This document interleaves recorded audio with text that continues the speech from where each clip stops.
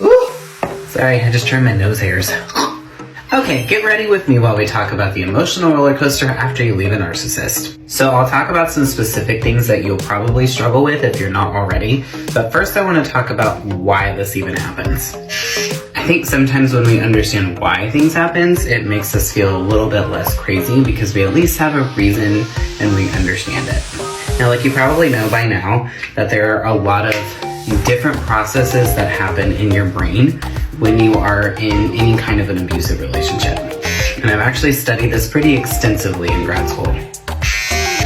So to keep this kind of simple, there's a lot of areas in the brain that are affected, but I'm only going to talk about two right now. You have what's called your limbic system, and you have something called the neocortex. Now your limbic system, these are the parts of the brain that are in charge of letting your body know when you're in danger. And yes, there's like a whole process to that. We're not going to get into all that right now, but that's essentially what gets it all started. Your neocortex, that's going to be the area that they like to call your thinking brain. So that's essentially like your normal day-to-day processes. Now, again, to keep this simple, when the limbic system gets activated, the neocortex kind of goes to sleep a little bit. Because again, if you think about it, the limbic system is designed to protect you and keep you safe. So if you think about it back in the olden days, if you have a tiger that walks into your cave, your body's not really concerned about digesting its food. It's concerned about what am I going to do to survive this event. Our brain developed its limbic system to be used on an as-needed basis. It was never supposed to be our baseline. But unfortunately, when you live with an abuser, the limbic system essentially almost becomes like your normal operating system in your brain. Because whether you're actually going through the physical side of abuse, emotionally, you are constantly under threat. You know, I've shared about my history with my ex, and even though I was never physically hit, I wasn't necessarily scared for my physical safety until the day I kicked him out. But that doesn't mean that when he was screaming at me at the top of his lungs, or he was throwing shit around the house, or he would slam his phone down on the floor,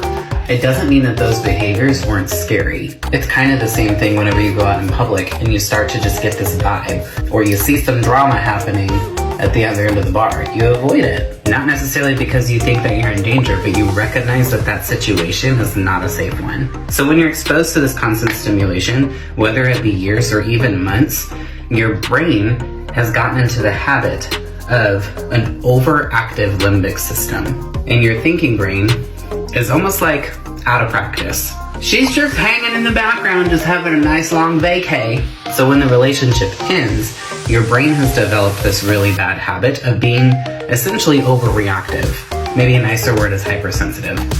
So this is why triggers after a narcissistic relationship can be so incredibly intense at the beginning, because it really doesn't take much for that limbic system to get activated. And this process in your brain literally works in seconds. So by the time that the thinking brain's able to come to the forefront and be like, no, you're not in danger, you're already having this full-on anxiety response. So because of this, it's probably why you're dealing with emotional dysregularity. It's why your triggers are so intense. It's why you have anxiety all the time. It's why you're paranoid. It's why when you're driving down the road and you see someone that drives the same car as them, you instantly panic. Another reason that your emotions can be up and down is because, like we talked about, the thinking brain's kind of been over here on vacay for a while, and now that you're in a safe place where your limbic system's not constantly being activated on a day-to-day basis, your thinking brain is able to come back into action. And you're able to start processing and dealing with emotions that you've been suppressing for God knows how long, because it's not been a safe place for you to even have emotions, and you've not been able to have time to process anything during the relationship because you've just been in strict survival mode. So one minute you can be just overjoyed that you are not in this relationship anymore and life is great, and then literally maybe 20 minutes later you're crying in the shower. This is normal. It's also why you're probably going through a situation where you just don't trust anybody.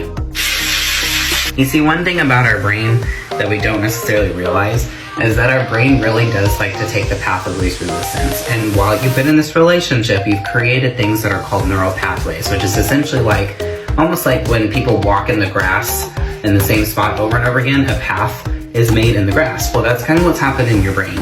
So you have these pathways and your brain just takes them because it doesn't necessarily like to work hard. So what your job is now is to create these new pathways. So come back for part 2 where we talk about how to do that.